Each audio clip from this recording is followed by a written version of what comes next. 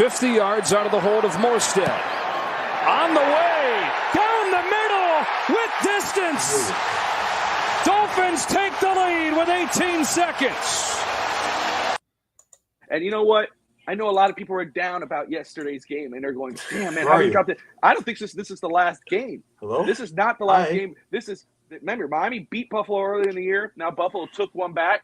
Bobby? There's one more game to be played. I truly feel like What's going on? I truly feel there's one more game to be played. Everyone, hi. No, it's all right. Evan can go. I'm just saying, there's things to look. There are positive. All right, welcome to the Miami Dolphins post-game show. I'm your host, Bobby Finstock, and that's Evan Posner. I saw Evan a little confused there, so let me just clarify. Did you not see the intro to that? No, I just saw it got down to 7 seconds, and then it went away. I saw nothing. Really? Yeah. Oh, my goodness. Let's see if I press it one more time. From 50 yards out of the hold of Morstead. On the way, down the middle, with distance. Dolphins take the lead with 18 seconds. And you know what? I know a lot of people are down about yesterday's game, and they're going, damn, man, how do we drop it? I don't think this is the last game. This is not the last game. Remember, Miami beat Buffalo earlier in the year. Now Buffalo took one back. There's one more game to be played. I truly feel like that. I truly feel there's one more game to be played. No, it's all right. Evan can go. I'm just saying, there's things to look. There are positive. You were right again. Yeah, can I hear it one more time from you? You brother? were right again. I was right again. They don't like to say it. You hit that from me. You hit that from me. You know, to be the man, you gotta beat the man. Woo! I'm the man. I said it, and it's reality. All right. Congratulations, Bobby. That's why you're the founder of this network, and I'm just a lowly employee. Oh, gosh, that's awesome. Dolphins Thirsty, Rob in the house, JM Santos. Everybody, thank you all for tuning in, whether you're watching on Facebook, on Twitter, or YouTube. Smash that like and subscribe button. It is finally here. The Dolphins have made the playoffs. They got the job done. It wasn't pretty whatsoever. 11-6. But as Mike the Hebrew Hammer Brown would say, a win is a win. So first off, before I get this ball rolling, Evan, it has been a little bit, not going to lie, the skies have been brighter since you've been off, but it's got a little darker now, but we still win.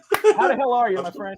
I'm doing great. I must say, the one cool stat about the 11-6, that's what I wanted. That's what I predicted their record to be. But unfortunately, that was a little off. But you know, that's the first 11-6 football game in NFL history. So we're getting in the history books. Did you know that?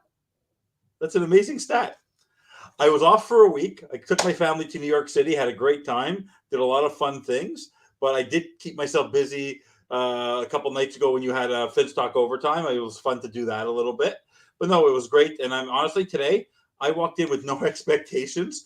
I did think it'd be a low-scoring game like everybody else. But for this felt like a defensive matchup. And I'm very proud of our defense. They stood up.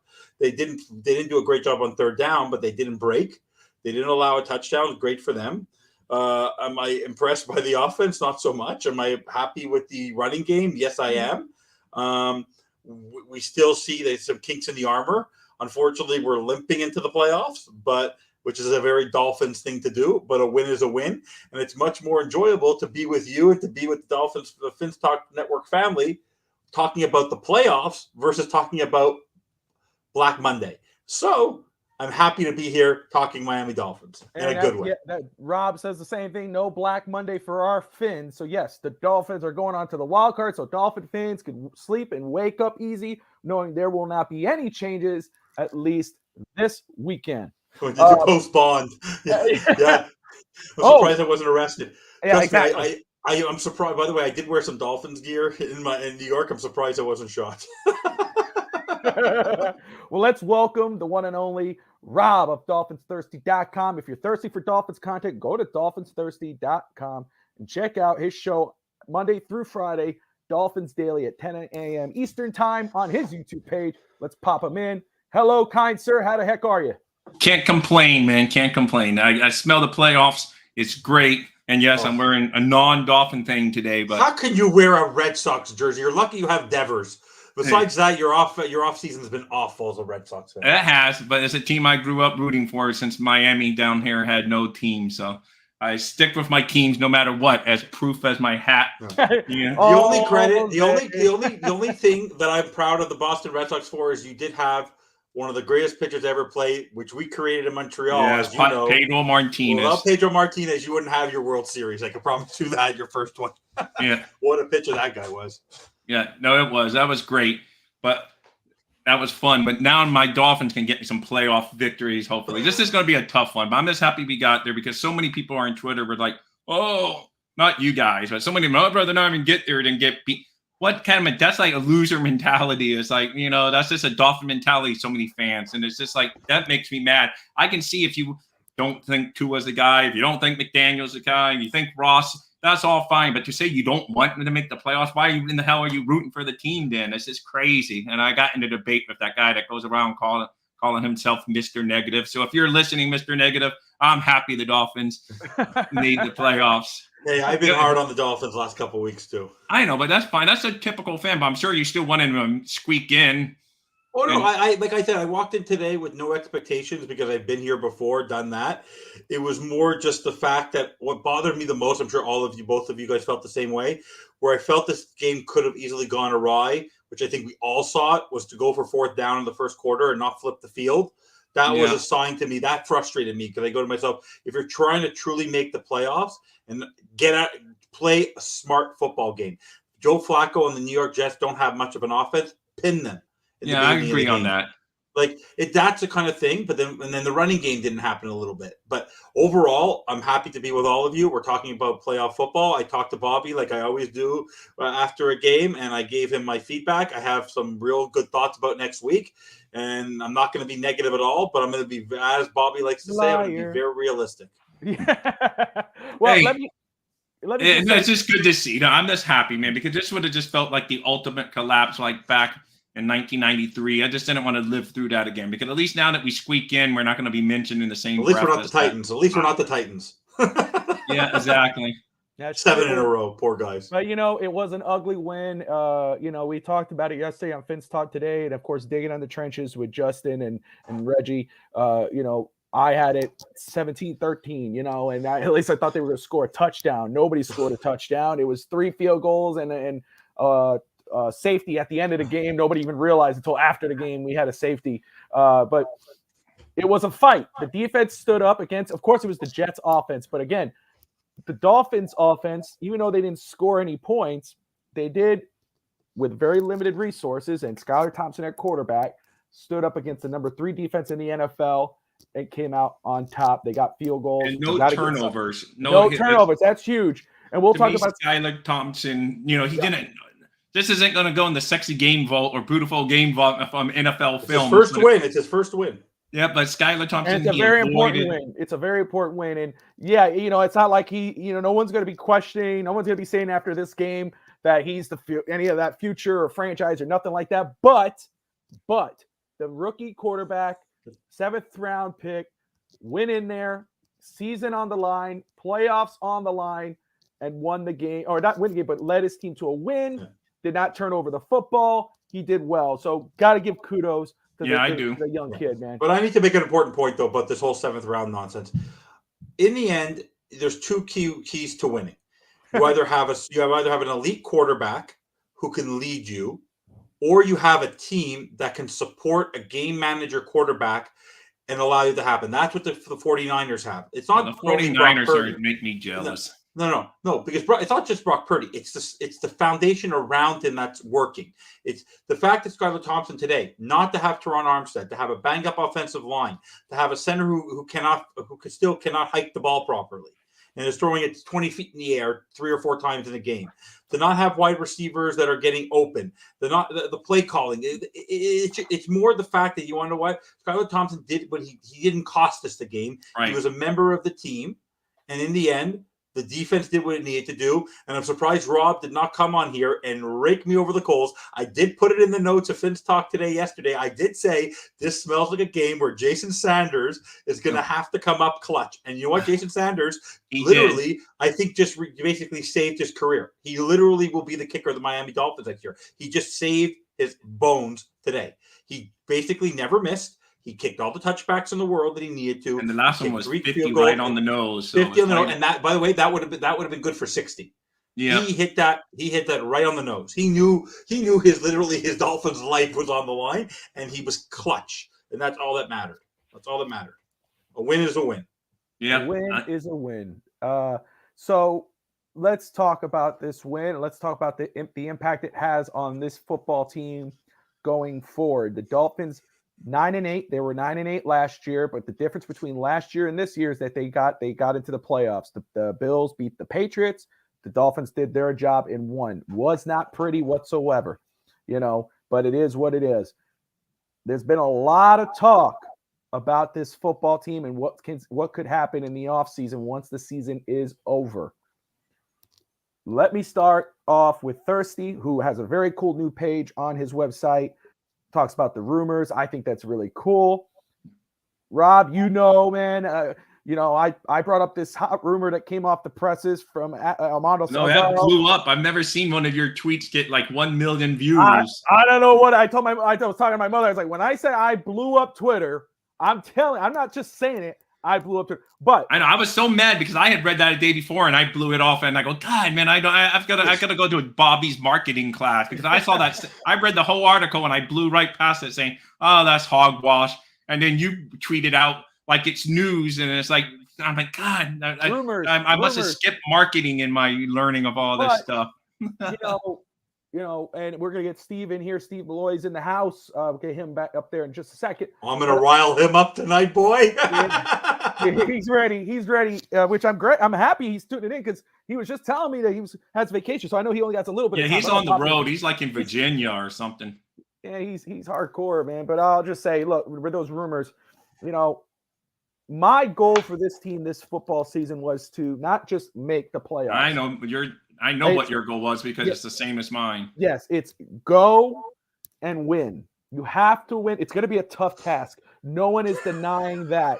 But you have to win next week for me to be satisfied with this season because this season has been a headache. It's a kind of opposite ends. We're going to talk about that. But let me get Steve in here. Then we're going to talk about if this win changes anything in regards of quote unquote rumors, or will it have to be next week for it to change? Steve Malloy in the house. What's up, brother? Dolphins Hello, are Steve. in the playoffs. Dolphins #1, baby. Dolphins #1. He led with that. I like it when he normally ends the show with that. He's leading with it tonight, so that's good. Yes, sir. By the way, he meant to put up the middle finger and inadvertently. No. Hey, man, I'm happy, man. This was great. Hey, since 2016, I'm just happy. I'm ecstatic. Guys, I'm thirsty with no name. There's only how many players are left from the 2016 playoff team? How many players are left from the Dolphins? Well, I know Xavier Howard, and that's it. Okay, Just one. Yep. 52 players have been flipped in 6 years. I know, it's crazy. Talk about inconsistency of a roster. Jesus. Yeah. Miami Dolphins, baby. That's what it is. It's all good. But Steve, you saw this game today. It was ugly. It was it wasn't a barn burner or anything like that. It was a fight. How are you feeling about today's win for Miami? Besides, obviously, ecstatic that we're in the playoffs. I feel great about it. I'm not gonna feel really good until I'm with you, Bobby. We gotta win next week, man. And all I can say is we're playing against Buffalo.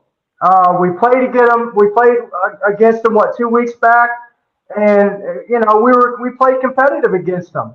So. Even with Skylar, man, even with Skylar Thompson, even if Tua is not able to play in the game or whatnot, I still feel pretty good about it. I mean, all Skylar has to do is what he did today. Just manage the game. Don't make any mistakes. Don't force any throws.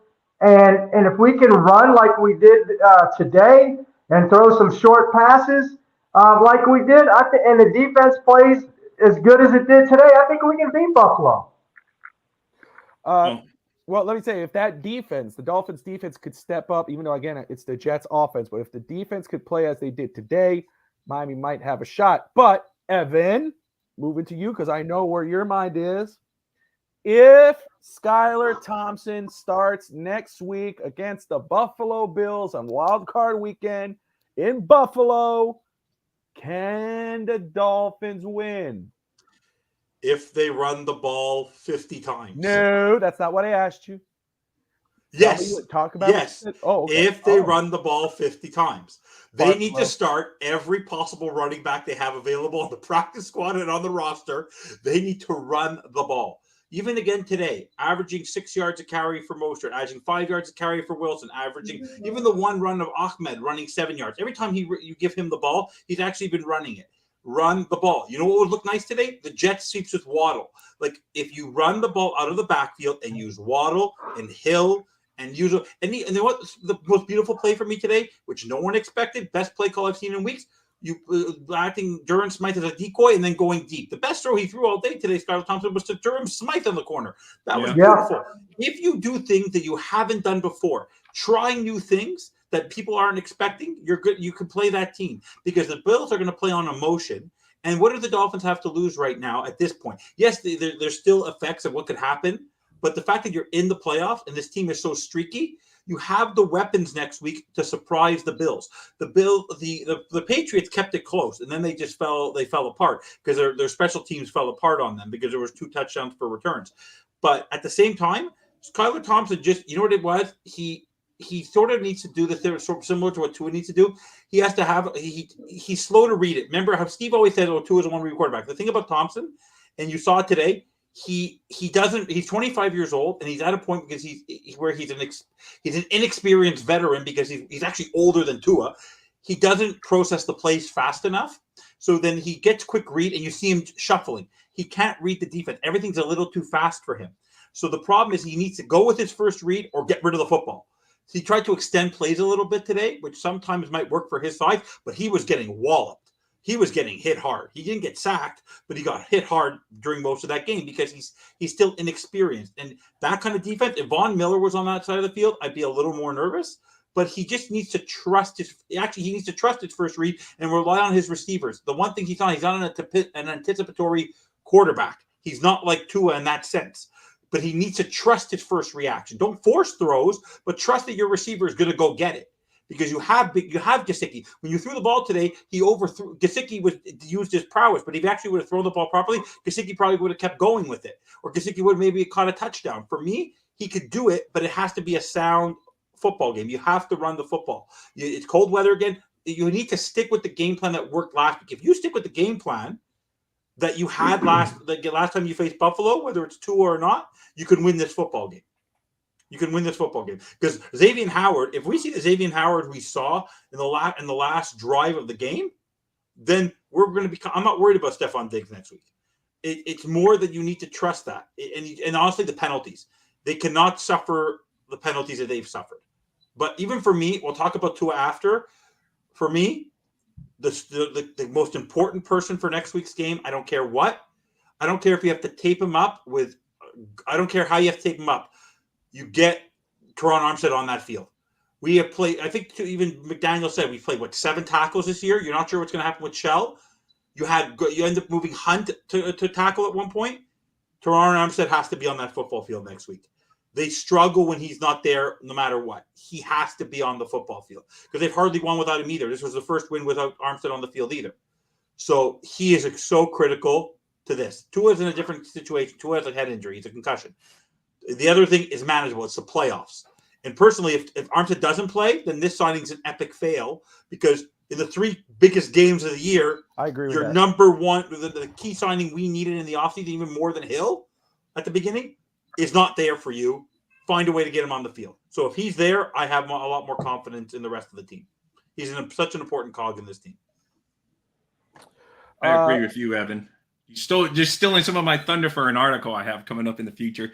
I'm going to let you see. So that's why you want me on your show so badly, because I have all these wonderful thoughts. And Steve loves me now because I've sort of come to his side of the field. I'm more of a realist with him. But this is more an article that's going to come out on Dolphin Thirsty. But I'm waiting for the season to play out, to be fair. But I'm going to analyze the 3 big moves that I'm not going to throw Jeff Wilson and some of those under the radar, but I'm counting Chubb as a big move. And I know it was a mid-season move, but I'm still going to count that. Tyreek Hill obviously is going to get passing grades. And then Armstead, I'm leaning the way of what you're saying. Unless he comes back and balls out in the playoffs, I'm leaning with that's just a disappointing move that didn't pan out. So let me just say hi to Troy there. Troy, man, thank you for tuning in. We appreciate you. From Louisville, Kentucky. He says, I feel like the Finns should at least make it to the AFC Championship game to rebuild to be a success. Hey, look, 3-0, 0-3, 5-0, 0-5, 1-0. Right, and what does the next what winning 5 games in a row? Where does that get you to the Super Bowl? What does that get you? So, hey, Troy, from your lips to God's ears, brother. Let's hope. Anthony, good. Thank you for tuning in, man. We appreciate you. Ongoing successfulness. Congratulations to the Dolphins. Anthony Payne. Thank you all for tuning in. You're watching the Dolphins post-game show on the Fitz Talk Sports Network. You got Steve Malloy and Rob, Dolphins Thursday of Real Talk Fitz Talk in the house. You got Evan Posner, the Fins bandwagon, and Bobby Fitz Talk of the Fitz Talk Sports Network. JM Santos ain't happening. Come on, man. Hey, I like to be realistic, but there's called hope, brother. Let's just hope. At least hope for one night, Yeah, come on. We have all week to bring ourselves back down to reality. Until then, let's just focus on this. Start that winning streak. 2 cents. Yes, sirree. But let's talk about of course, we talked about Skylar Thompson. What happens if he does start next week? If he does, that's going to be a very tough task because I forgot who. Let me see who brought that up because I'd hate to say that. No, Sergeant. When we talked about Skylar starting, can they win? Running the football was Evan saying if Skylar starts, we have to run the football in order to win. Mass Sergeant says no way. The Dolphins will not be able to keep up with Buffalo from scoring all game. The Dolphins have to put up points on the board. That's for sure. Absolutely. But also they need to kill the clock. What you have to do is you have to keep Josh Allen off the field. The way you keep Josh Allen off the field is by running the football. You know what's been amazing? The one thing I got to give credit to the offense for the last couple of games, even though they haven't scored a lot of points, in the last few games, they've dominated the clock. We have managed the clock. We've stayed last on week, the even field. in a loss, they dominated the clock, and that's old fashioned. This game reminded me of old fashioned football. It was tough, hard-nosed, running the football. Not a fun game to watch. I mean, if you love football, you're watching it. If you're like, if you're just, whatever, you're like, man, I want more points. Well, guess what? Today was old-fashioned football, and the Dolphins came out on top, and they are on their way to the playoffs, where everybody's 0-0 now. Everyone's 0-0. It's a fresh start. It's the postseason. So, we'll see what happens. Now, if no Tua, no chance, G-Man, the Dolphin fan, thank you for tuning in. We appreciate you. That's something that Evan brought up earlier to me. If Tua does not play, the Dolphins don't have a real chance to win. As much of a chance, yeah, for sure. Well, you said no chance. Yeah, no chance. You're growing now, which is okay. No. I'll put it to you this way. Before everyone replies, I'll clarify it. If Skylar plays, the chance of us going into Buffalo on a team on such high emotion, with everything that happened with DeMar Hamlin, is very low because of the way we've played. The difference with Tua is we're able to put up points with Tua. I'm just saying the one reason I'm saying this is that there's a mindset on this team that if they want to win, they need the guy with the highest passer rating, the guy who's able to put up 35 points in a game and actually played a phenomenal. His last best game was against Buffalo. Yes, it was. He was in that. Trust me, he was in that tunnel cheering them on at the end of that game with Mostert. He wants in. We'll know tomorrow. If he doesn't get off protocol tomorrow or early Tuesday, he ain't playing anyways. So we'll know pretty quickly if he's going to get on the field. Yeah. Any word on Mostert? Because he has a brace. He left the locker room with a brace on his hand, which is kind of concerning because unless that comes off, he was in the tunnel, so he seemed like in a good mood. But if you have a brace on your hand, you need your hands to play. Like I said, that's why I want Gaskin and Izuka and Ahmed and everyone active. As many running backs as you can use, get them on tomorrow. Even if you have to play less wide receivers or one less tight end. Let me just say this very quick, G-Man. I agree with you on that. I think that might come into play next week. with the Dolphins against Buffalo. This will be the third time they face each other. Obviously, Miami beat them earlier in the year. The Buffalo got their rematch, and they won the last time, as I brought up earlier in the show with the clip. And now they get them a third time. But, they played their hearts out today, man. You could see they were wearing their hearts on their sleeve for their brother. And thank God Hamlin is doing great. I mean, that is awesome to see. That was scary. God bless him. We get prayers up. But I see that, and that happens a lot. These teams make a lot of mistakes like that. We're not saying the Buffalo's going to do that. Buffalo was obviously a Super Bowl contender before anything happened. But there's a lot of teams that when they win these big games that there's a lot on the line, you'll see them going crazy on the sidelines. They're celebrating, they're going, and then they just burn out. And then the next week, it was like their Super Bowl and they lose out. So maybe you're right. Maybe Miami got all that. Buffalo gets all that emotion out, and then next week, it's Miami has a better shot to beat Buffalo because they expended themselves as such. But no doubt about it, whether you believe you think whatever you think of Tua, no doubt Miami has a better chance with him than they do without him this season. 100% correct. 100% correct. He's our best chance. They are professionals, highly paid athletes. Yes, they are. Got to control the time of possession, limit the build opportunities, Troy. The Dolphins have been doing that the last 2 weeks. That's something we've been calling for. I believe everybody on the network and probably in other channels. The Dolphins have, every year we're going to say the Dolphins need a running back. There's a lot of mock drafts projecting a running back to the Dolphins. It's always going to be a need. However, Raheem and Jeff Wilson have proven that Miami is kind of good with the running back if they decide to re-sign these two gentlemen. They re-sign them both. Did you see Mostert today? Jesus Christ. So he barrels people. Yeah. He's playing with a lot of passion, a lot of heart. But Miami has shown that if they run the ball and they don't become a prisoner of the passing game because of the weapons that they have, they can control the clock and win the football game. That's going to be another key test for McDaniel. If Tua comes back next week, does he go back to same old, same old? That's going to be the big question next week. I agree, Bobby. I agree 100%. I agree 100% with you. If Tua comes back, I just have that feeling that he's gonna change the whole game plan. It's gonna revolve around Tua again. He's gonna be forcing passes down the field, and I'll be quite frank with you. If we don't have Armstead next week and Tua plays, I'm gonna be a little scared of that. There's no way he plays. Tua doesn't have the mobility as Skylar, and he's just not as mobile and as tough as Skylar, to be honest with you. Let's face it. So that's what I'm scared of, Bobby. And he needs to continue, like Evan said, he needs to continue running that ball, throwing some dink and dunk passes, utilizing our tight ends like he did today, throwing some to our running backs, throwing the ball around, letting everybody get a chance to make some plays. And you're right on and spot on in that. But look, Skylar Thompson, as I said, he played a good game today. As much as people I saw on Twitter, he sucks and he's not Tua and he's not this. He was playing with a makeshift offensive line, and he managed the game really well. He made some good passes, and he was creating plays. Did you see a couple of those plays that he created? Those are plays off script that he made. So, I like Skylar Thompson. Of course, you got to give the 7th round, and again, I'll say it because he is. I agree. 7th round pick. You know this was his first week of reps, but it's not just that. And Cap for Life is in the house, and I'll get to him right now to get his reaction. But the thing about you put this kid in this situation, playoff is on the line. The season is on the line. And yes, he did not have some sexy numbers, multiple touchdowns, none of that. It's not that.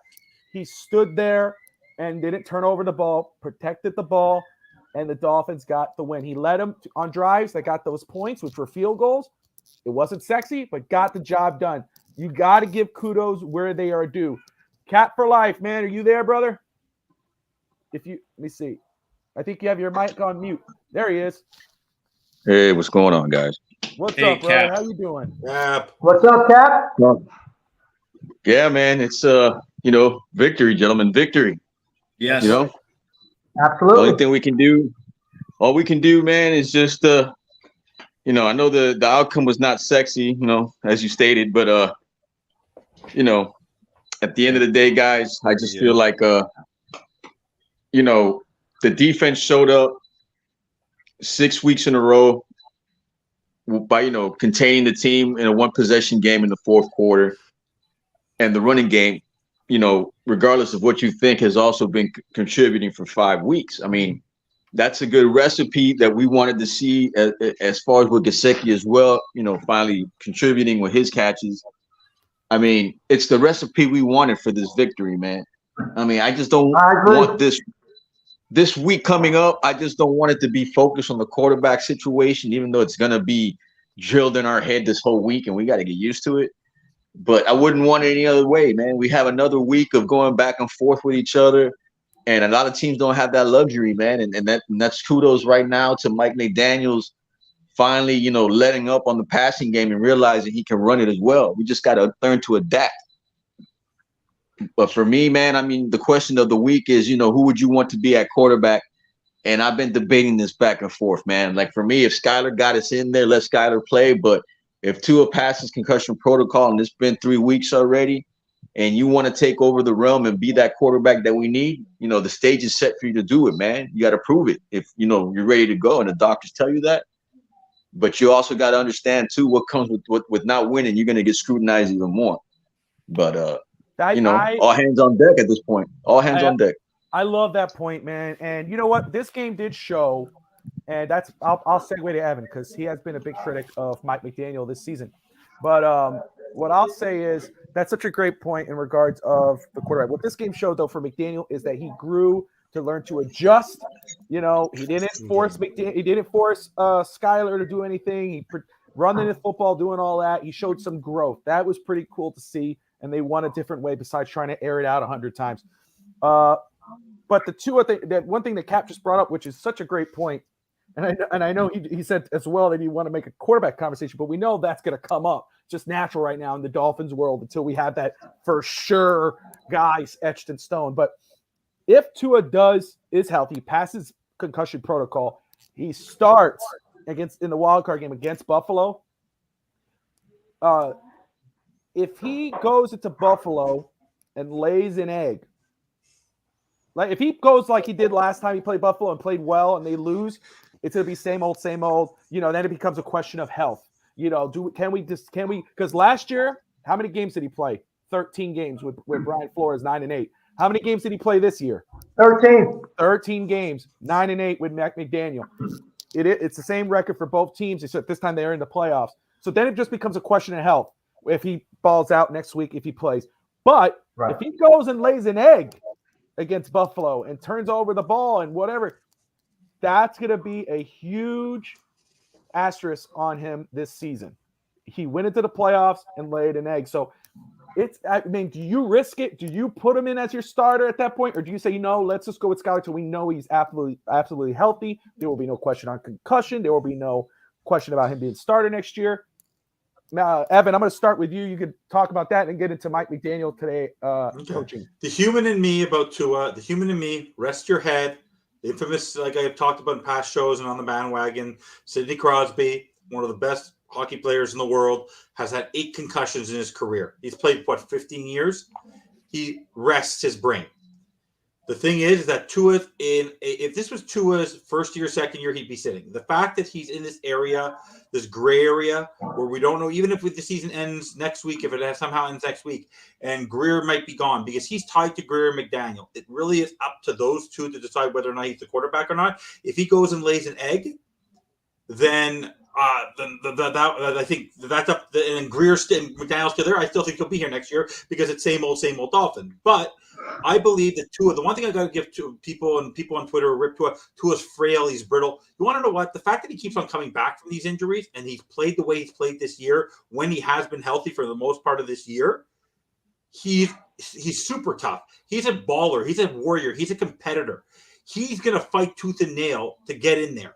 The human in me doesn't want him to play because I want him to stay healthy. and I want him to be back next year stronger than ever. But the Miami Dolphin fan in me of wanting to win, you want the best players on the field that are going to give you the chance to win. And for me, a 50% Tua is better than 100% Skyler as an overall skill set of football. A 25% Teron Armstead is better than any offensive lineman we have on the team.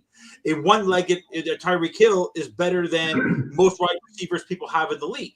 So for me, it's more the fact that for me, Tua is going to be the maker here. You need to protect him, but the way he played against Buffalo, if he plays that game manager game, because he didn't ball out there, he did the right things. He played the Chad Pennington type of football that Bobby loves. So for me, he's your best shot for winning, but I need to know that he's clear tomorrow. If you're waiting and you're buying your time, if he doesn't start getting his full reps Tuesday, Wednesday, and we know 100% he's playing and everything's been clear, I don't want him playing. I don't want this to be a last-minute thing. Give Skylar Thompson the ball. In terms of Mike McDaniel, I'll give him credit in the second half. And at the end of the first half, he the fourth and 4 that he went for on the first play, same old Mike McDaniel. Giving up on the running game in the second quarter, same old Mike McDaniel. Then he realized that this was going to be a defensive game. He just needed to get field position. He punted the ball when he needed to punt the ball. He ran the ball when he needed to run the ball and relied on field goals because he saw that Flacco, unless he got the ball to Garrett Wilson, wasn't doing much of anything, and the running game was non-existent for the Jets. So for me, he did adjust well to what he needed to in the game. He played a defensive, smart game, which is different than him. My only concern is that you're now next week going into a Buffalo game where you're going to have to put up 28 to 35 points in this game to win. It ain't going to be a 21-point you're going to win game. It's not going to be a defensive stout game. I already looked at the weather. It's going to be -1. It's going to be +1. It's not going to, I'm talking Celsius, so it's going to be in the late 20s, 30s. It's not going to be cold. It's super, super cold. So it's not going to be one of those games like it was last time. He needs to be able to put up points. And if he doesn't have a smart, balanced attack, relying on the running game and going for these quick routes with Yak, with Waddle and Hill, then that's my concern. If he doesn't, but he said, I'm going in tomorrow and I want the opportunity to show what I learned today. And he did what he needed to do. What he realized also I think in the second half is he dumbed it down. You saw there was communication issues where he was using a walkie-talkie. He has, even with Tua, which happened in the Green Bay game, simplify your offense. Keep it simple, stupid. Follow the KISS rule. Follows the KISS rule and doesn't overcomplicate this. Overcomplicating things to the playoffs lead to disasters. Play to your strengths. Play to the running game. Make the quick throws when you need to make them. Rely on your wide receivers to go get extra yards. Rely on your defense not to break, and you have a great shot to win. He needs to learn that what he learned today is his defense will keep him in football games. Just make the right play calls at the right time on offense, and you have a chance to win. The only negative I'll take out of this game, the only thing I'm worried about is that maybe Josh Boyer may have saved just Keister today, which is just driving me bonkers. And I like going to Steve on that one. Like even if they get to win the Super Bowl, Josh Boyer cannot be here next year. I can't watch him. The blitzing does not work. Bradley Chubb, like the way he's utilizing him, I don't get it. Like it just, this defense was great today, but just the coaching is just like that's the thing they want today. In spite of a lot of the coaching errors and the undiscipline of the offensive line is unbelievable. And I don't care what they next year. I'll tell you this right now, no matter what happens, guys, next year, Connor Williams is not your center. Connor Williams is not your center. If Tua was behind, he was still doing this. He threw the ball 20 feet over Skylar Thompson's head. Like he did that 2 or 3 times today. For me, you just keep it simple next week. That's what Mike McDaniel did. He did it in the second half. He kept it. He relied on the fact that it was not going to be a high-scoring game. Keep it simple. Don't overcomplicate things because that's where he's got into trouble during this losing streak. He's made it too complicated. Don't make these things. Do the basic things and rely on your players to do the right thing. That's what he needs to do. Okay, so you brought up coaching staff. You said that maybe Boyer saved his job with this. I hope he did. You hope he did not. But let's talk about that. And I'm going to have Rob start it off, and then Steve, and then Evan, you could respond. But, we were just talking about that, how, the rumor that was coming out. We knew that would be the case. I talked about it earlier in the year. I know what my goal is. I know what Rob's goal was. It's not just making the playoffs. You have to win. You got to win a game, and then I'll be fine with it. I'll be happy. But do you think Now I know what you might feel. So you may say, this is how I feel. But do you believe that this is the case? Do you believe with the Dolphins winning today as they did, getting into the playoffs, limping to the playoffs, getting the wild card spot, that all the questions, the questions on the coaching staff, front office are squashed? Or do you think they will be squashed next week if Miami wins? Who, me? So, yeah, you can start, and then Steve, you'll follow up, sir. Well, touching real back quick on Tua, and it's tough on Tua because no matter what, it's almost damned if you. The only thing that's going to save him if he goes out and balls, because if he doesn't play, people, oh, that's Tua, he's hurt, he can't play when it's needed. If he goes out and stinks, they're going to say he's not the guy because he stinks. So the only way he can really do anything is if he plays well. That's it. And you don't have to win, but you got to at least play well. So I mean, Tua's in a very tough space because he's going to hear it no matter what. You know, he's going to hear, oh, he can't play because he's injured all the time, and we need a quarterback that's durable, and we need someone else moving forward. Then if he goes out there and lays an egg, everyone's going to say, oh, he can't play in the big game, and he stinks. So really, the young man is up against the wall, and he has to come out and play well. That's the only thing that's going to be the good narrative for Tua, you know, from the media and the talking heads out there. And as far as McDaniel, to me, I was on this saying to keep him. I know Evan doesn't agree, but Evan going into this losing streak, I was still saying keep him. He's a rookie head coach. We have other issues he's dealt with. Let's give him another year because this changing coaches every few years hasn't worked. So especially a one and done would be crazy to me get rid of McDaniel. I'm also on the Josh Boyer. I hope he goes just because I think someone else can come up with better schemes and do better as far as. I think we got some talent on defense. Granted, we did lose a lot of defensive backs. I'll give them that much. Brian Jones decided not to play. I know that might be mean, but from kind of when Sam Madison kind of threw him under the bus this week, hinting like, well, some players play through injuries and others don't even bother. And that was kind of a shot. It was a direct shot at Byron Jones because he was asked about Byron Jones. So, you can't help that. He wasn't out there. Xavier Howard, yes, he's been playing better the past few weeks, but he hasn't always been 100% this year either. So, it's been rough. And so, but I still don't make excuse for Josh Boyer. I think someone else's scheme, someone that McDaniel's maybe a little more comfortable working with, that maybe he has history or has coaches he's worked with that can say, hey, this guy's good. To me, like I say, if the Jets are stupid enough to fire their coach, I'd be banging down the door for, to get them in, some of that staff in there. But I don't think they're going anywhere. But anyway, it's tough. But Josh Boyer out, McDaniel stays, and that's how I think they've done enough already. I don't think there'd be a Black Monday a week from now. I think he stays. All right, Steve, what are your thoughts, man?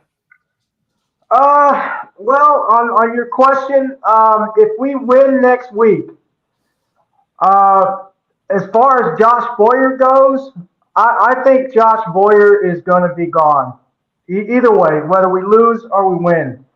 As far as McDaniel goes, I think this organization will keep Mike McDaniel. I know I'd like to see him stay. I think he did a good enough job to deserve another shot, another year. And as far as our quarterback situation goes, that's still in question. If we win next week and Tua is at the helm at quarterback,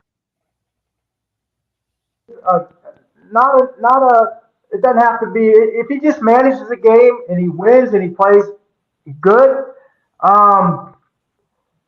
I still think there's going to be questions. And that all depends on if we win next week and we lose. If we win next week and we lose if we win the wild card game but we lose the playoff game, I still think there's going to be questions. And I don't know. I'm sorry, guys. I'm just not a Tua fan. Like I said, I've mentioned this many times before. That is brand new information. No, I'm just kidding. No, it's not. I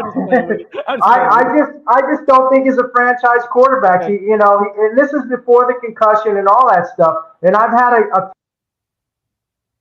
and we've all seen him play, and we know, and we all like Rob said. The question is, can he? We're going to have the questions: is can he win the big games for us?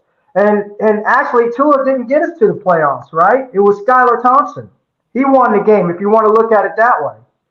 But even though today was a team effort, It was a team effort. It was a Mike McDaniel. I felt, as Cap said, he came up with a. Who's at the helm at quarterback, whether it's Teddy, whether it's Tua, whether it's Skyler, keep that same recipe because it's working. Wow, that audio really changed. It was now it's clear. I was like, whoa, that guy. I know it was in and out. Yeah. I was like, it was echo. Now it's like very clear. I was like, is that still Steve? It is Steve. Dang, Steve sound like a radio dude. Let me jump in very quick before my plugs went out. That's all good, brother. It sounds good. Let me jump in and just talk about the coaching situation. I'll let Evan respond and get into it. If the Dolphins, and I want to, Mr. Big Surge, I see you there. We'll get to that question, which you brought up earlier in just a second. For me, it's because Miami, just like last year, finished the season 9-8, limping to 9-8. It wasn't like the year before where they started 1-7, went 8-1, and missed the playoffs 9-8, and we fired Flores. Started 8-3, lost 5-1, and then 9-8 to finish this one, and then limped into the playoffs due to a Patriots loss in the Dolphins 11-6 win. If the Dolphins go next week against Buffalo and get blown out, then the question still remains. Especially when you have names like Peyton or even Harbaugh now, who's going to interview. I forgot what team he's interviewing with. The Broncos. Thank you, sir. And that's what Mr. Big Surge brought up. What if Harbaugh is available? I think he said that. And forgive me what if there's a chance for Harbaugh from Michigan? Well, you better damn well know you have him in your back pocket. That's right with Rob's. I agree with Rob 100%. You need to know for sure that Harbaugh is available and he's interested in coming. You can't do what you did with Sperano. You can't let go of McDaniel and then try to go get the guy and then go get a new head coach, a rookie head coach again. You need to know that this guy is available. But unless the Dolphins win next week, I think that question is still there. Because, I think that question in regards of coaching and front office is still there for the Dolphins.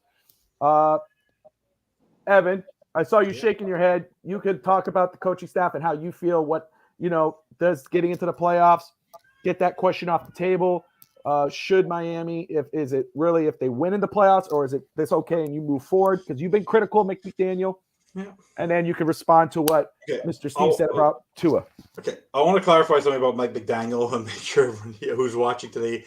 My frustration with Mike McDaniel isn't Mike McDaniel as the person or as a coach. It's as the head coach.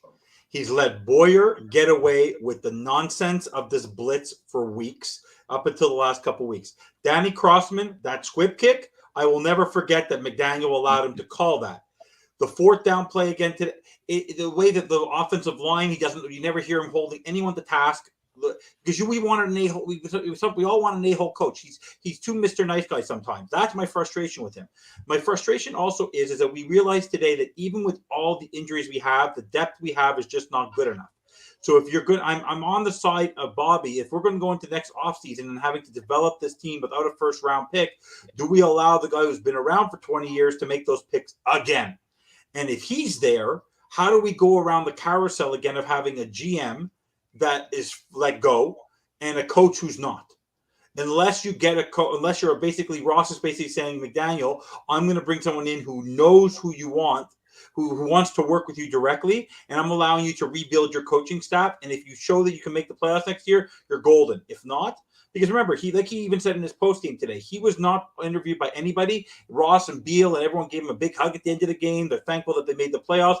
But trust me, if someone else is around, they're going to go looking. But we also have to remember with Peyton and with Harbaugh, you have to follow the Rooney Rule. They're going to have to interview coaches before that, so they can't already have something in their back pocket. And trust me, of all the teams in the NFL, no one's being watched more than the Miami Dolphins in their hiring process of anyone who they might hire as a head coach or general manager in the future. especially this offseason. So I think maybe the waters will quiet a little bit on the head coaching search. And I do believe, even though if he gets blown out next week, am I a fan of McDaniel to stay? It's not the fact. I think he's a phenomenal offensive coordinator. My problem is his coaching. I called him Adam Gase 2.0, not from the perspective of how he is during a game. He's involved in watching the game. It's the fact that the challenges that he does. The last possible challenge he had in the season, he finally won a challenge. The timeouts he was calling. Finally, today he called smarter timeouts. The time management that he has. It's things like that. Yes, he's a first-year head coach, but you're still responsible for the coaches around you. And the Danny Cossins of the world, and the Josh Boyers of the world, and the Matt Applebaums of the world, and the Frank Smiths of the world. You're responsible for them. And if you don't hold them to task, that falls on the head coach. So for me, I will give him a shot because he did get his team into playoffs. Good for him. It is what it is. Trust me, the Buccaneers, you think they're going to give Todd Bowles another year, even though they finished 8-9. Like, how embarrassing is you're below 500, you win a division? Give me a freaking break. That's the NFL for you. But at the same time, for me, I like the guy as a person. I'd love to be his best friend. I want a head coach. I want someone who holds people to task. Look at look at Joe Flacco. Joe Flacco today still had an over 50% third down conversion rate because the guy kept on blitzing or kept on sending four. Stay back. Garrett Wilson caught every single third down play. Can you find a way to protect him and double cover him and don't leave Xavier Howard slant? We know Xavier Howard can't cover on crossing routes. Give him a little help. Instead, you're pushing people towards the quarterback. And Flacco had plenty of time. He wasn't even sacked. He was sacked once today by Sealer. That's it. All I'm asking for McDaniel is to be a head coach, is to utilize the people around you. And if that means going to Ross and going to whoever, I need a veteran assistant so I can focus more on the overall head coaching.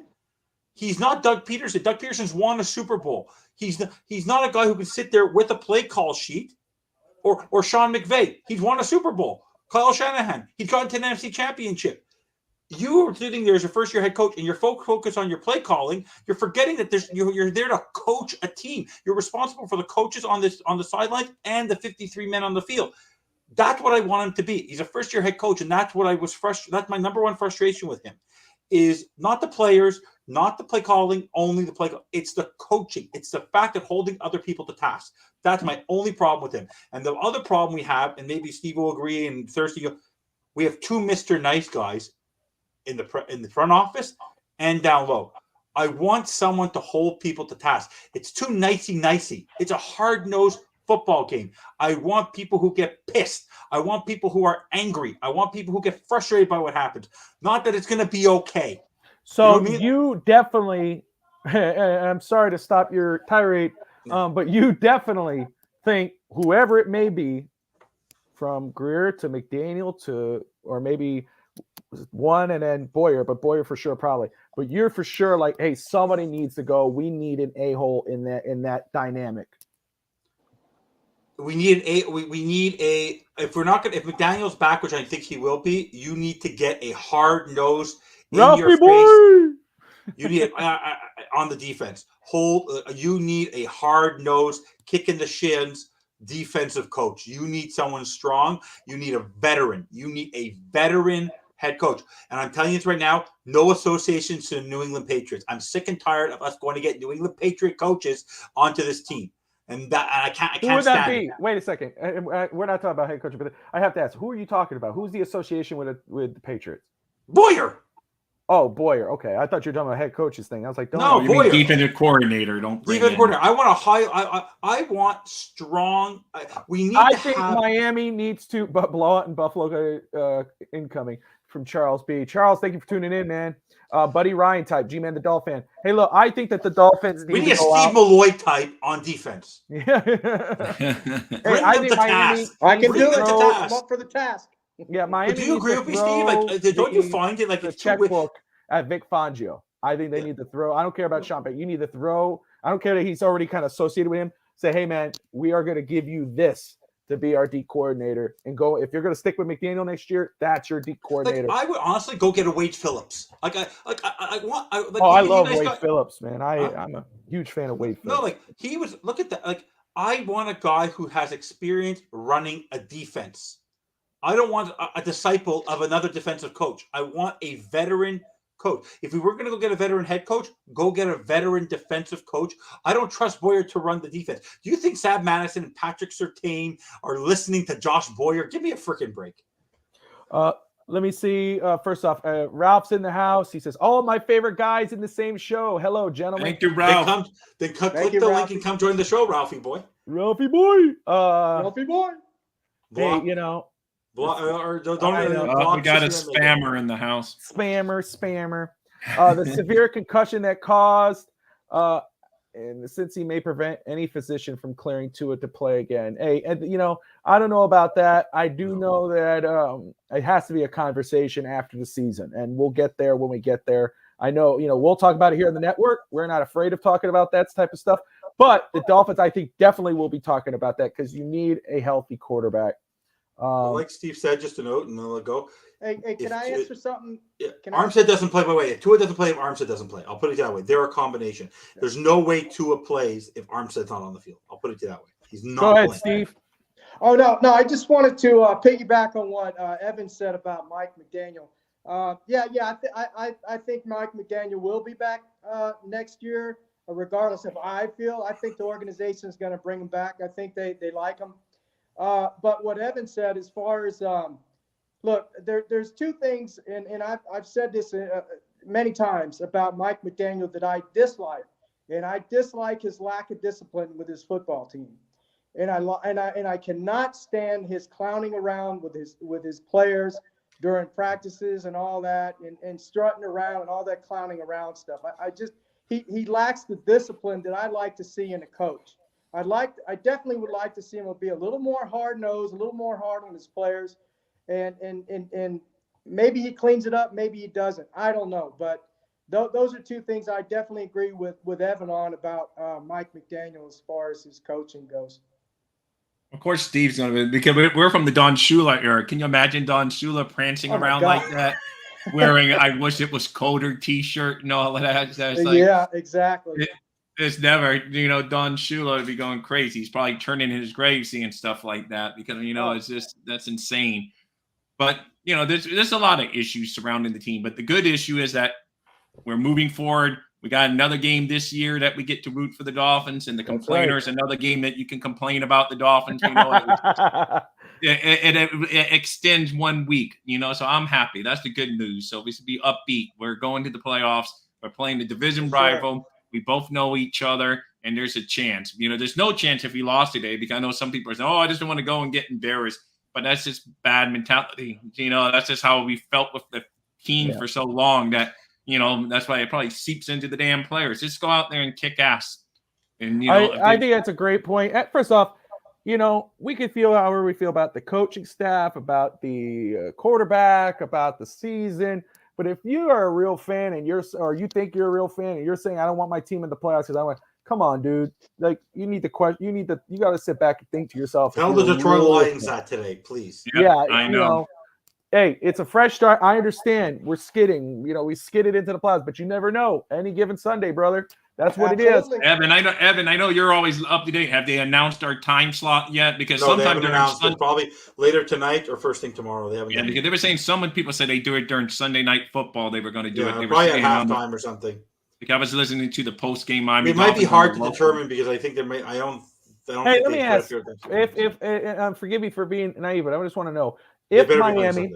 If Miami goes into Buffalo and wins and shocks the world and we're all going crazy on Sunday night, who are we facing? Kansas City. Son of a I thought that's what it was. I was we're the lowest seeds and we got to play all the highest seeds that are remaining. Yeah. We basically have to go through. We essentially have to go through Buffalo, Kansas City, and maybe Cincinnati or who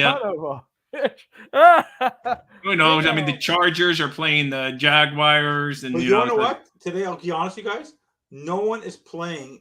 The Chiefs ended well, but the Patriots gave them a fight. But they were playing on emotion today. But the Chargers did not play super well today. They lost to freaking Russell Wilson, and they played all their starters. The Jaguars didn't have a phenomenal game last night. That was a pretty boring game last night, also. For a final playoff. So that was a defensive turnover that won that game. The Buffalo, I'm not worried about Baltimore. Cincinnati, they have a chip on their shoulder because of what happened last year. But Joe Burrow said today, the window's never closing on my team, Mr. Hotshot. You haven't won anything just yet. You've gone far, but you haven't won anything yet. And your offensive line is not so great either. So honestly, they just need to play their game. Are we supposed to go in super confident? No. But if we go back in next week with a healthy Tyreek Hill, if we have everything healthy except for Tua and it's Skyler, run the goddamn football, play a conservative game. You could beat this team. I wish they would have had Skyler run more today. I wish he would. I know he's a rookie, so he may not, but he has wheels. He could gain some yards on some. I would like to see him take off. I mean, not make it a huge part of your game plan, but use it to your benefit. Tell him if it goes off script, just tuck it and run because the kid can run. I mean, he's tough. Just no Teddy, but go ahead. Now I was going to say, you know what I like to see too is, as you said, Rob, I like to see him because he's a mobile quarterback. The dude had 26 touchdowns at Kansas City. You know, I mean, he has some wheels. But the thing also I'd like to see him do is I like to see, and I know I'm probably sounding contradicting what I said earlier, but I would like to see him throwing the ball downfield a little more. He's got the arm to do it. And, he's afraid. He's afraid. Not a lot. He looked a couple times and he checked down. A couple times, just open it up a little bit for him. You know, let him get comfortable back there because that's really his game. You know. But can I also make a point? One thing I was hoping with Waddle and Hill, maybe you guys will disagree, but the couple of times he had the chance to throw it downfield on third down, what did he have to lose? If he threw it downfield and got it to the 10 or 5 yard, it's the same thing as a punt. So if you would have shot it down the field, you're still pinning them deep. So try something. Yeah. Try something. For sure. With those wheels? Come on. Yeah. No, I know.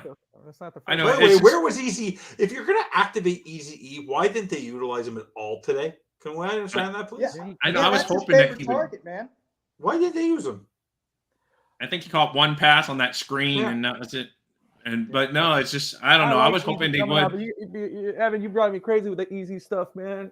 4th round pick, dude. Who cares? He's a 4th round. But I do. I think they should have used him a little bit. Utilize players today. It's like Ingold was a ghost today. Craycraft, you just saw him running back up and down the field. Gesicki was used sparingly. Ingold has been playing injured.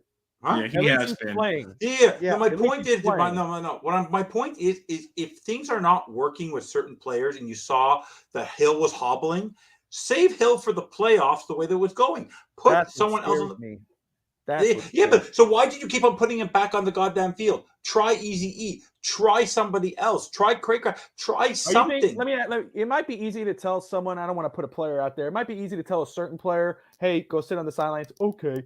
Try telling Tyreek Hill with the playoffs on the line, "Hey man, go sit down. Easy E got it." He targeted him twice. He targeted him twice. Doesn't matter. Do you think Tyreek Hill? You're gonna get Tyreek Hill to sit down on the sideline? Playoffs on the line? No, of course not. Hell no. Tyreek Hill was getting frustrated a couple times. So I guess Sauce Gardner had him good coverage a couple times, and then he pushed him a little bit. So it's frustrating for him. Plus, I think he probably wasn't 100%. He was probably thinking in his mind, "Man, if I was 100%, I'd be beating this guy." So that's my thing. That's why it's so important for Mike McDaniel to adjust. And good thing he kind of did it today. But throughout the season, that's why we were, you demand it kind of because you were burning out Tyreek Hill and Jalen Waddle. You were, especially Tyreek Hill, you burnt him out. And he's still playing. He's still Tyreek Hill. But you watch him today limping. You see targeted twice, whatever you want to say. They burnt him out. And yeah, it was all fun and games at 8-3 against top 20 defenses that weren't top 10. It was real nice seeing all those big numbers and sexy points at 8-3. And then when it got real serious in December, you were 0-5. And then now you got into the playoffs, but you limped into the playoffs now with this would have been a really good Tyreek if we had the earlier the season Tyreek. Now you're going in with a beat up Tyreek. And how is that going to change? Now we're saying, where's Easy E? Easy E is not Tyreek or Jalen Waddle. I'm not asking him to be. Why don't you start someone and not use them? Why don't you start someone and not use them? By the way, you got Trent Sherfield. You got River Craycraft. They weren't used either today. They doesn't matter. I think Craycraft caught one pass. By the way, can I ask you a question? You always do. It's week 18. Can Matt McDaniel buy each linebacker a tackling dummy? Damn right, man. Can you see, guys, how frustrated were you when 3 Dolphin players or 3 linebackers Missed tackles. It's like I never like the cat like they're holding a wet football or a wet beach ball. The cat. It was crazy. I've never seen linebackers miss tackles like that in my life. Oh, I mean, our DBs on the one play. Let me stay back. I'm staying on the Tyreek Hill conversation because G-Man just brought it up, but I've been saying that. G-Man says Tyreek Hill caused Mike McDaniel to fall in love with the passing game. What have I been saying? Mike McDaniel, rookie He's coach, a prisoner of the moment. Is a prisoner, no, not of the moment. What the of hell? his weapons. He's a prisoner prisoner of his weapons. He sees what's the easiest thing to do. Oh, I'm just going to keep airing it out to Tyreek Hill. Let me keep airing it out to Jalen Waddle. It's absolutely true. But guess what? At the same time, and he's not going to deny the football. That's the type of player Tyreek is. He's not going to go, hey, man, I need a break. He's not that guy. But guess what? Now look at him. The poor guy is limping on the sideline. Jalen Waddle is barely making it to a sideline. We got to hope that they could be at least 80% next week, or you're not really going to have It's a shot. funny, though. They put him back there to return a punt for the first time all year, and then that punter wanted nothing to do with him, though. He didn't even – that was the worst punt he did all day. He had been booing him, and he's like, I don't want to kick to Tyreek Hill. Can you get Javon Holland away? The guy was gassed, and you made him go catch a punt. He made a beautiful play, and then he has to run back like Iron Man football to go catch a punt. Could you stop using Cedric Wilson was out, so they were probably running out of options. Anyway, try some. Should have put in Easy E. If he can return a punt, I don't know. Hey, Who knows? We're just gonna keep saying that. Savon Ahmed, I don't care. Use Savon Ahmed for all I got to push back on the punt return by Holland about him going back there and doing punts. Jake Scott of the Miami Dolphins used to play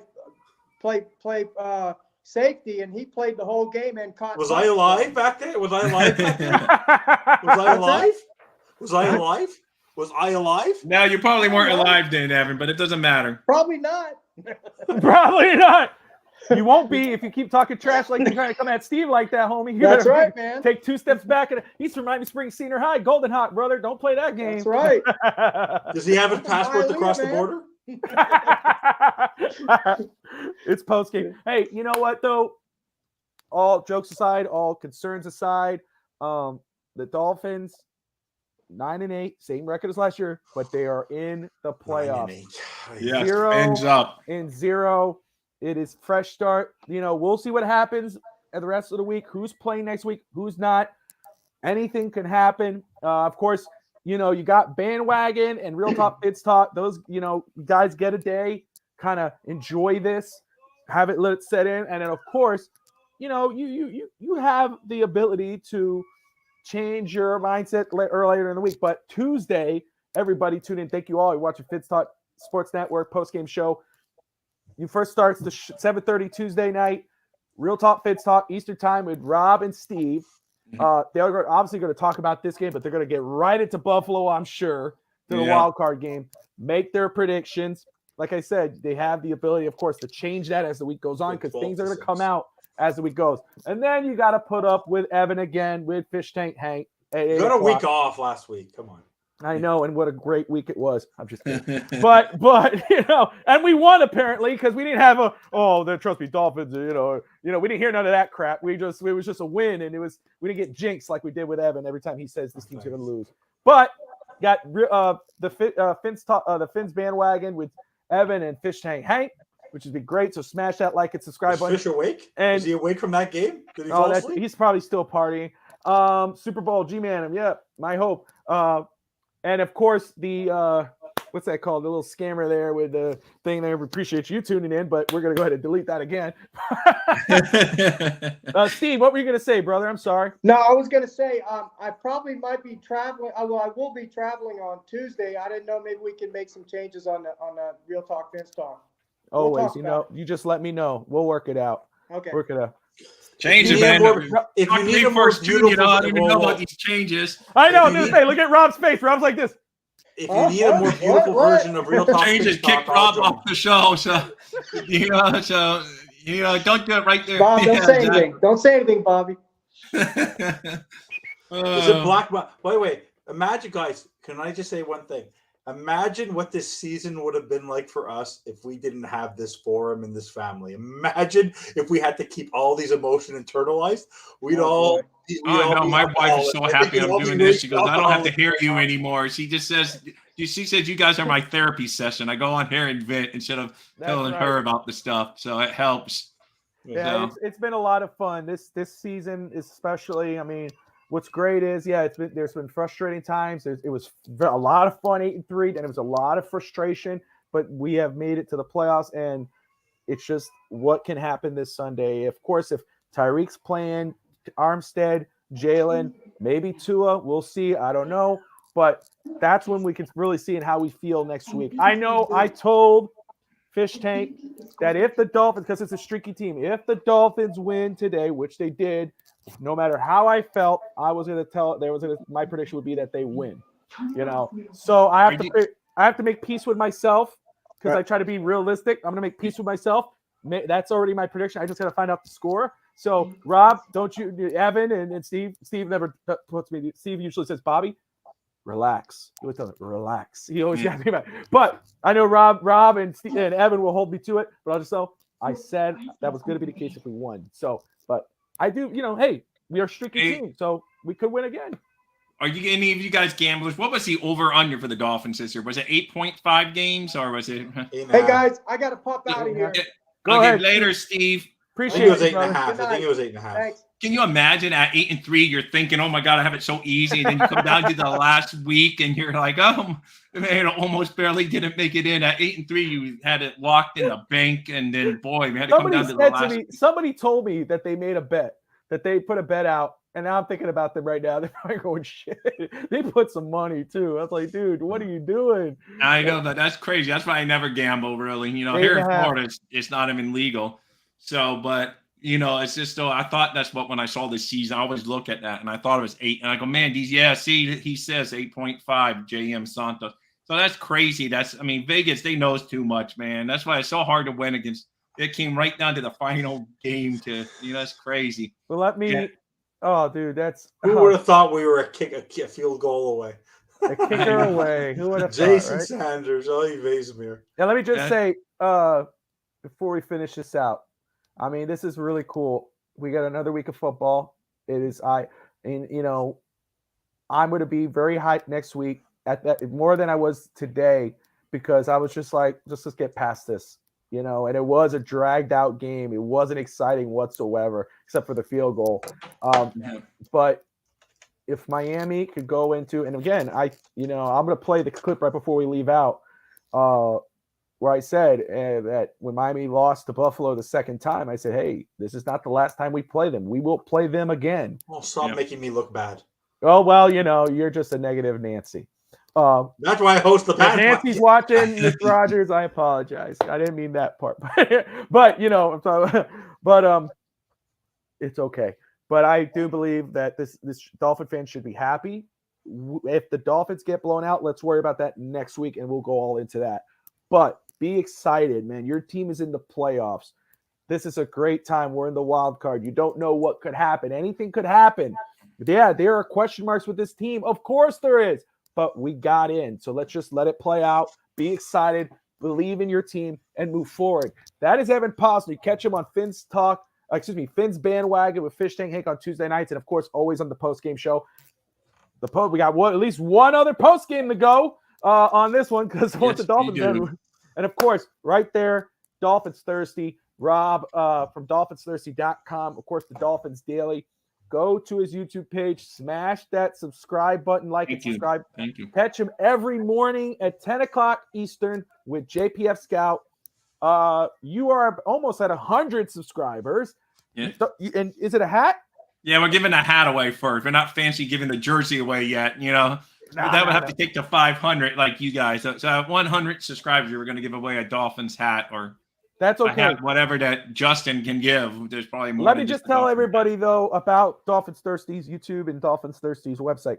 First off, the YouTube, it's awesome. Again, great content in the morning. So if you want to listen to on your drive to work or if you're at work like I do, I pull it up to the side. I'm listening to the guys. They're talking crap about me. No, I'm just kidding. But they're talking Dolphin stuff, and I always kind of say hello, and I get back to my stuff.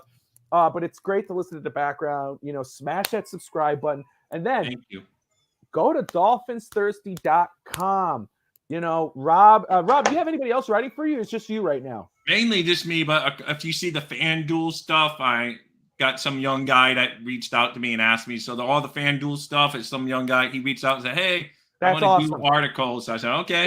So go check it out. He has FanDuel. He has Dolphins articles. Check out Dolphins Thursday. He has those trivias, which I love. I'm a huge fan of the trivia. It's something I did on my show a while back, and I just love that he got that because it helps you test your knowledge as a Dolphin fan. And got so much cool stuff. And of course, now the rumors page, which he knows I'm a huge fan of. Yeah. So check it out. It's great stuff. Thank great you dude so right much, here. guys. No, always. Everybody, thank you. Smash that like and subscribe button. We are at 600 now, which is freaking epic. We are 400 away from 1,000. That's crazy. You went to, because it took a while to get to that 500, and then 600 was like, before I know it, boom, you guys are kicking ass over there. So. Well, you know what? It's everybody here who tunes in every week. It's everybody who promotes the channel. It's everybody who contributes to the channel. I am blessed. Like you said, it's a therapy session for me to talk sports. I made some great friends. We're excited. We got a lot of great stuff coming up on the network.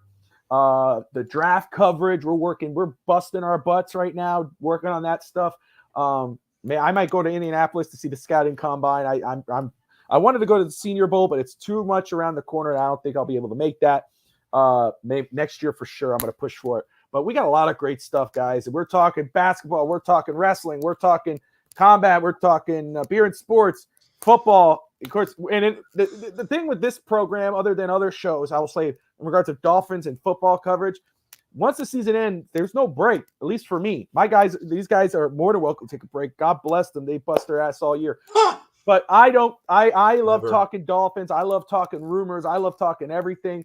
It continues to roll for Fins Talk Sports Network. So smash that like and subscribe button. We appreciate you. Rob, any final words? Fins up, go Dolphins, beat Buffalo. That's it. Evan? Fins sideways, fins up. Fins sideways, fins up. Everybody, Troy, JM, G-Man, Charles, all of the above. Bolt, who's a Chargers fan, but rooting for Tua if he plays. We appreciate you. Everyone, Ralphie boy, all of the above, thank you for tuning in. At least the Patriots and the Jets are out. That's good. That's always good. Like, subscribe, fins up, everybody. Fins up, we appreciate you. Fins up. From 50 yards out of the hold of Morstead. On the way, down the middle, with distance. Dolphins take the lead with 18 seconds. And you know what? I know a lot of people are down about yesterday's game, and they're going, damn, man, how do we drop this? I don't think this is the last game. This is not the last game. Remember, Miami beat Buffalo earlier in the year. Now Buffalo took one back. There's one more game to be played. I truly feel like that. I truly feel there's one